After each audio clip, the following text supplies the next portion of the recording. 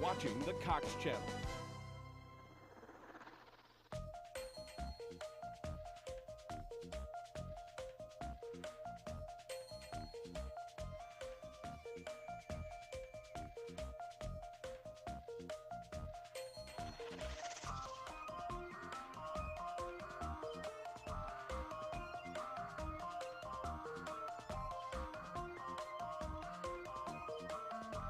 The State Chamber of Oklahoma's Business Roundtable, presented by Cox Communications.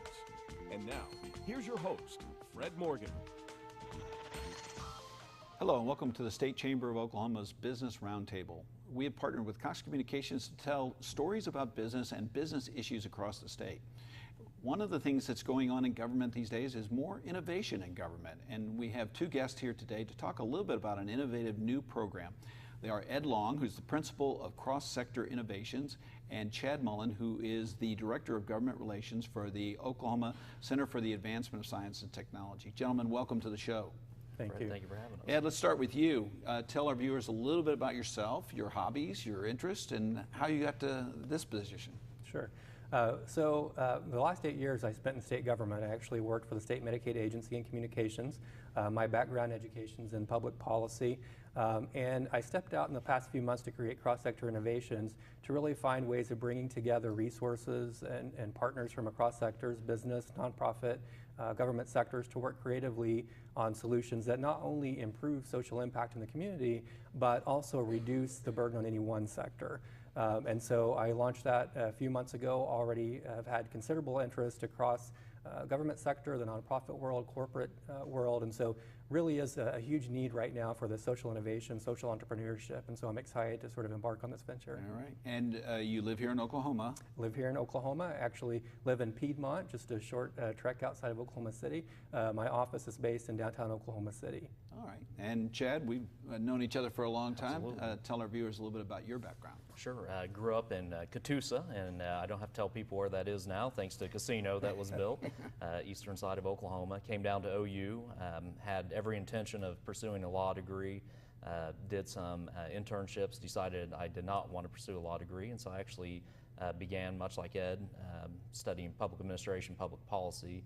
Really got into kind of a niche field of econometrics, looking at the impact of economic development on cities and states, and finished a master's in public administration and came to work for the state of Oklahoma in various roles in economic development, and currently work for OCAST, the Center for Advancement of Science and Technology. Right. Well, there are a lot of us recovering lawyers out there, so you probably made a wise choice.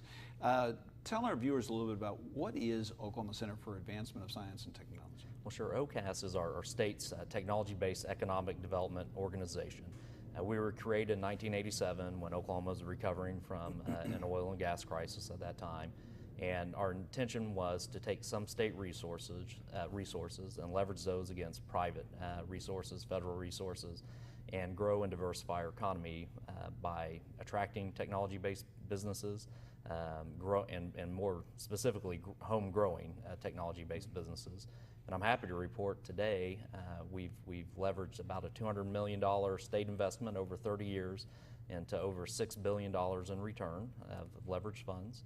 And in 1987, when we started, 1 in 11 workers were directly tied to the energy sector, and today it's 1 in 27. So even though our energy sector has grown tremendously, we've continued additional growth and diversification across the state. Yeah, this diversification, I mean, the state of Oklahoma has seen many ups and downs, booms and busts in the oil and gas industry, and we've known for a long, long time that we needed to diversify our economy. This is a direct attempt to do that, wasn't it? Absolutely, absolutely. There was a vision at that time that we needed to find new industries, new companies, smaller businesses that can kind of weather economic storms a little bit better. And we've seen huge successes. We've seen 2- and 3-person companies grow to hundreds or thousands of employees and be acquired by multinationals. We've seen 2- and 3-person companies just continue to grow and grow more of those. So I think our state's done very well, and even in this latest downturn, it's been tough. But I would say we're more resilient than we ever have been. Okay. Ed, I'm going to throw you a little curveball here. You've been inside government, and what do you see as some of the downside of government, some of the problems that government has that maybe the private sector doesn't have, because that'll lead us right into your collaboration or project. Absolutely. And so one of the issues that I've seen in not only working in government but studying government, Chad and I share background in public administration. In fact, I pull him out to Chickasha to lecture to my class occasionally on public administration. But one of the things that we see in the public sector is there's a good deal of entrepreneurial spirit, a good deal of creative ideas, innovative ideas. There is a wealth of knowledge in terms of what the critical needs are, where we can improve services delivery, how we can improve outcomes. I think the biggest issue from my perspective is that oftentimes government doesn't have the upfront resources or capacity, right? So they may know that there's a particular need to be addressed, and that if they had, for example, a technological solution or something like that, it would significantly improve how we do business as a state. But they're so busy trying to put out the daily fires and the day-to-day operations. And so oftentimes it's not having that upfront set of resources to help them try new things. The other thing is too, if you think about it, they're using taxpayer dollars. So if we're looking to be innovative, oftentimes we're throwing out ideas that haven't always been tried, right? They're new and they're creative. And I don't know about you, but as a taxpayer, I wince just a little bit if I think about taxpayer dollars being used to try new things that haven't been tested, haven't been refined, because we expect some failed starts in the beginning. So the hope is that by bringing them together with the private sector is better positioned, I think, to do some of those initial development of ideas and solutions and work with government then to refine them. So I would say the upfront resources is the biggest part. They have the ideas, it's just having the capital to do it. Okay, I want to come back and visit that theme in a second, but we need to take a quick break because I think that's very important. So come back and join us. We're going to continue our discussion about innovation in government.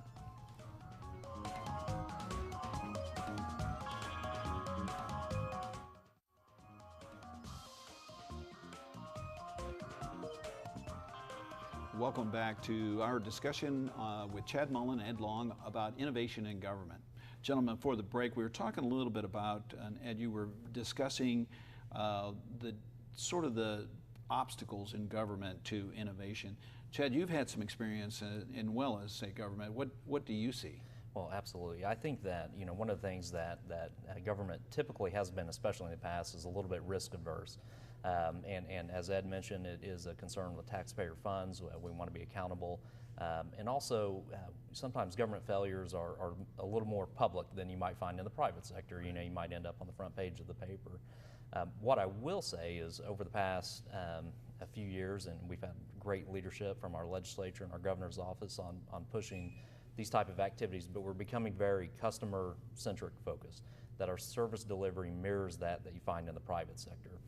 15 years ago, you got a paper check, went to the bank, had to balance your own checkbook. Today, that's not the case. Almost all banking is automated. I get alerts to tell me when to pay, what to pay, where to pay it, or it just happens automatically. And I think on the government side, we need to start coming at it from that approach. We talk about efficiency a lot, and I think that's where we'll find some of the greatest gains in efficiencies is adopting a customer service focused model. And I think I'm seeing more appetite to go ahead and try new things than we've had in the past. Some of that's budget driven. We have to innovate, and some of it I think is just an entrepreneurial spirit, especially here in Oklahoma, that's catching on within state government.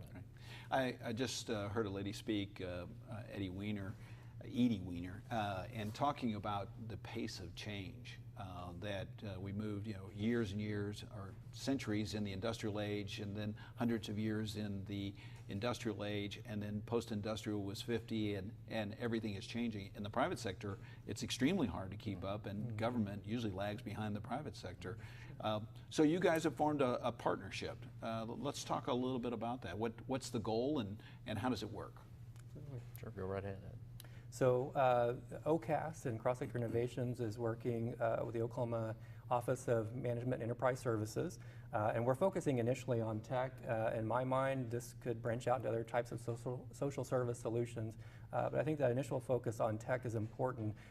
In state government, there are a number of challenges, as you mentioned, in terms of keeping up with technology. One of them just in terms of infrastructure, having a good infrastructure across the state technologically, but then also having very easy, quick, innovative solutions that can help us tap into big data, for example, help us do a better job of analyzing data, looking at predictive analytics, things that could then position social services to do more in the area of prevention so that hopefully we save taxpayer dollars down the road and we improve outcomes. So having been in state government, both of us, we've definitely seen that there's a need for that. We see the growing entrepreneurial sector here in Oklahoma City. It's just booming, and there's a lot of incredible talent. And so we sit down, I think one day just down the street, and start having a conversation about how we might bring those two worlds together. And so OCAST and Chad and OMES have been terrific partners in helping us to do that. We would like to bring together the entrepreneurial sector with state government and create a very unique environment here in Oklahoma where the public and private sector work hand in hand in a way that not only improves social outcomes that benefit the community at large, but in a way that also benefits entrepreneurs. They can take these solutions and monetize them in some way. So perhaps they could look at taking a solution that they create for state government and using it in other industries, commercial sector, for example, or they can use it in other states. They can monetize it and look at issues that other states are having, similar to Oklahoma, and sell the product there as well. So it benefits both. So there was a big mouthful of things there. So sure. Let's break that down just a little bit. So using big data to do analytic predictive behavior. Give me some examples of that. How does that play out in the real world? Sure. So, for example, there's a lot of interest in how we can do a better job of preventing children in our state from entering into state custody, and whether that's in foster care or juvenile justice, entering state custody because of some negative experiences that they've had. And so, if we are able to tap into data and figure out what are some of the biggest predictors, which I think we know, but we need some sort of a technology to help us do that on a larger scale. How can we figure out where the highest risk is for some of these kids entering into state custody? If we can identify them, then we can more intentionally focus our resources and energy intervene early, exactly, in order to hopefully prevent some of those more negative consequences in the long run. And Chad, what's OCAST's interest in this? Well, our interest is, we want to see tech-based entrepreneurial companies grow, thrive, and succeed in Oklahoma. We feel like that, we talk a lot about kind of our traditional sectors, aerospace, manufacturing, defense, agriculture, and energy. All of those have a high technology component. And what we do know for a fact is if we have many, many small IT type businesses throughout Oklahoma, that'll attract some of these larger headquarter companies as well that can tap into that talent pipeline. But then secondly, we want to see, like everyone, an efficient government, a government that is able to, not only predict child care issues, but can deliver health care at a better and quicker rate. And we believe that there's an opportunity, as Ed mentioned, for folks to take that. There's not a huge difference, I would assume, between the way a healthcare type agency administers claims as a private healthcare company does. So there can be some crossover in technologies there. So we hope to see businesses like that grow and succeed in Oklahoma and us become, another Austin or a Boulder, something along those lines. And I think we're getting there. Okay. Well, gentlemen, we need to take another quick break, and hope you'll come back and join us as we continue to talk about innovation in Oklahoma government.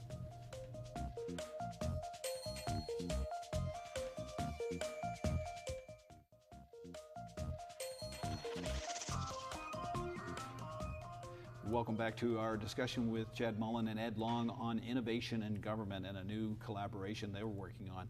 So, cross-sector collaboration. That sounds like a fancy word. What does it mean? Well, so it's the attempt to bring together resources from the public, private, nonprofit sectors to work in a coordinated fashion for collective impact in some way. And so it can be innovative funding models, so we're leveraging public and private dollars and resources. It could be... so that'd be like a public-private partnership? Absolutely, okay. Absolutely.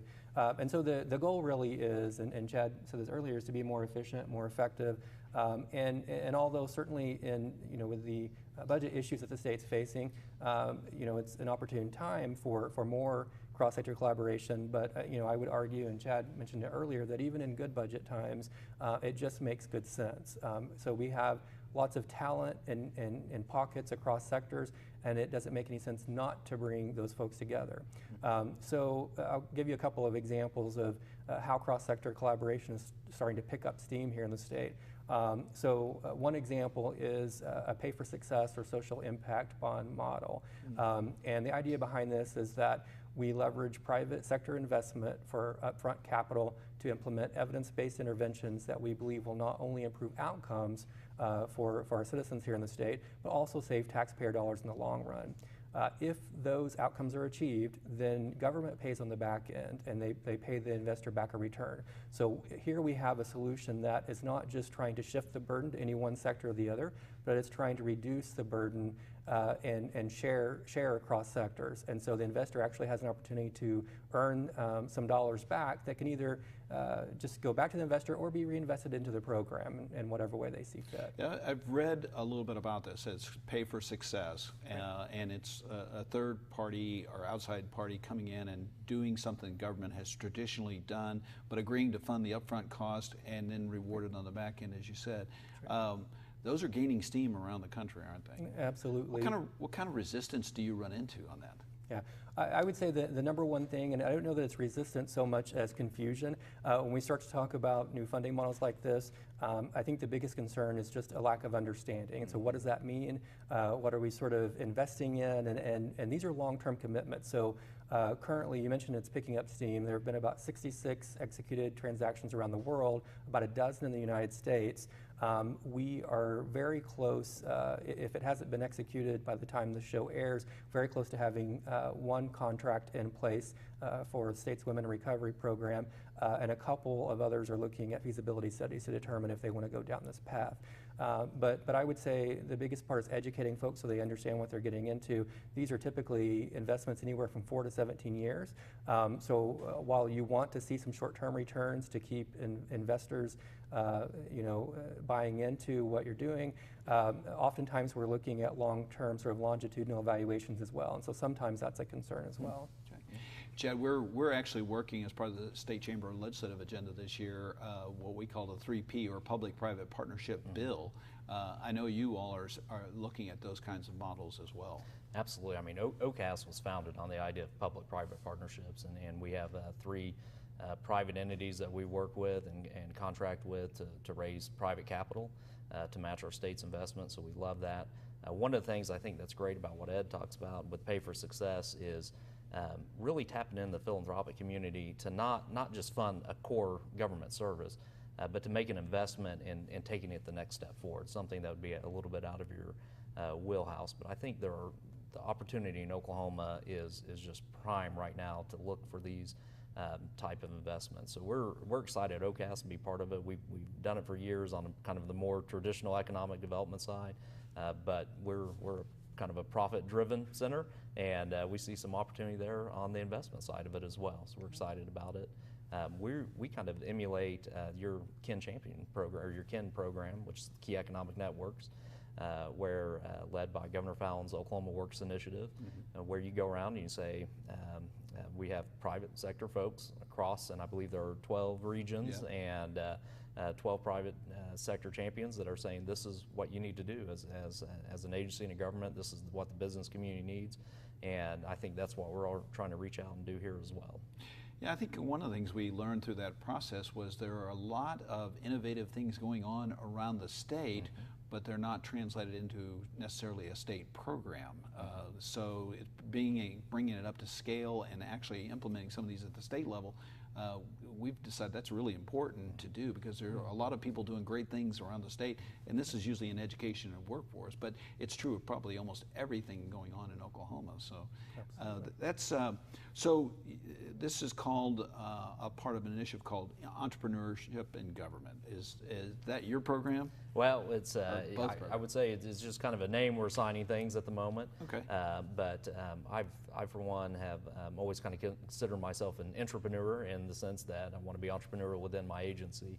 And I'm happy to say that there are many folks like me, including Ed, when he was inside state government, that are focused like that as well. And so it really is kind of tearing down some of those traditional silos between programs and agencies, looking at ways to work collaboratively with the nonprofit sector, the private sector, and then just across agencies as well. And so it's not a program we're leading by any means, but it's just maybe more of a movement, I would say. Okay, all right. Well, we're going to take another quick break, and then we'll come back with a few final questions for our guest on innovation and the new partnership and collaboration in state government. Come back.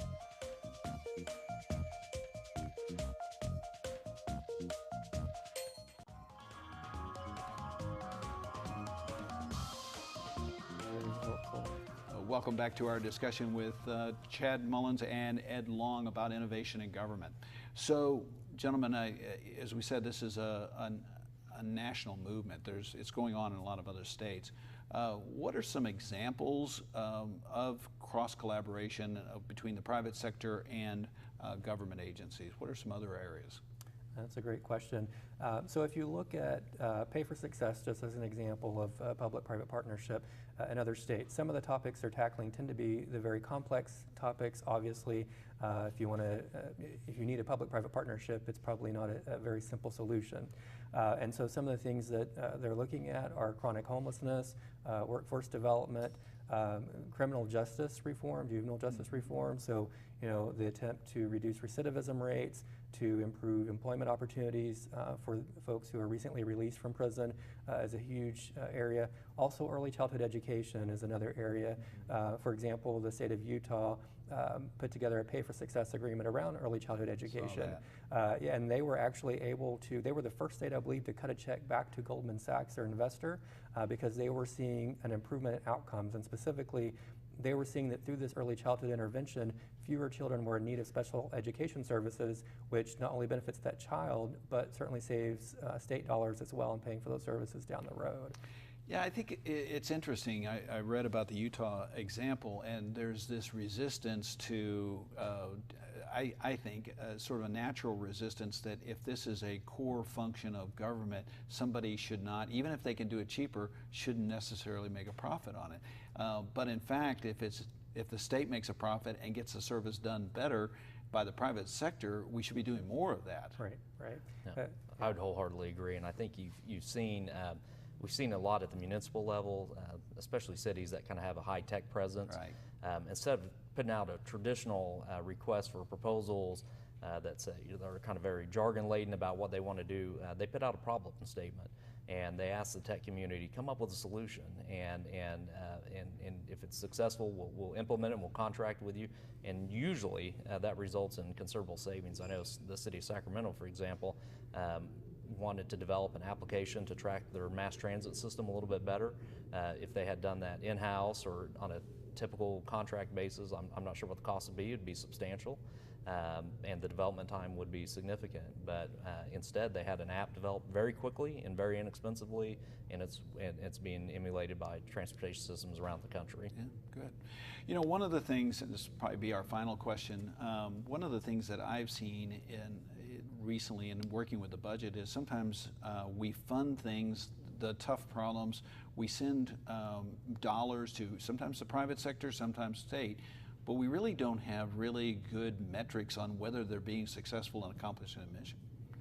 You find that? That is absolutely a challenge. So anytime you're doing cross-sector collaboration, the challenge actually starts with trying to decide as a collective group which measures you want to track and which ones are important to you.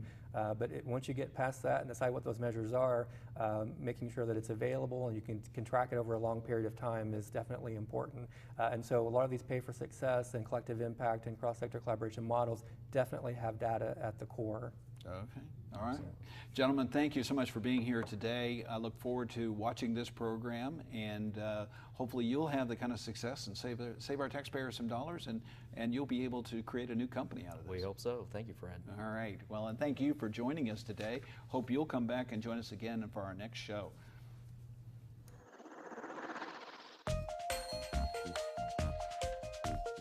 Thank you for watching the State Chamber of Oklahoma's Business Roundtable, presented by Cox Communications. If you have questions about this program, email the Chamber at okstatechamber.com. Set furnishings provided by Scott Rice, creating effective workspace from the floor to the ceiling and everything in between.